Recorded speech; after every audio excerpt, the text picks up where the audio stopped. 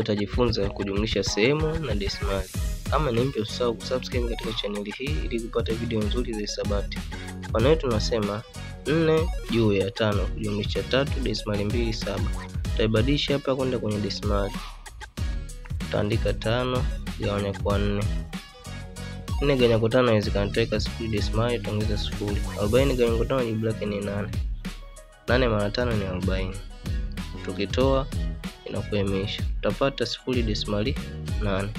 Tutajumlisha na 3 desimali 2 7. Tukijumlisha hapa 0 desimali 8 jumlisha 3 desimali 2 7. Hapa tutaweka 0.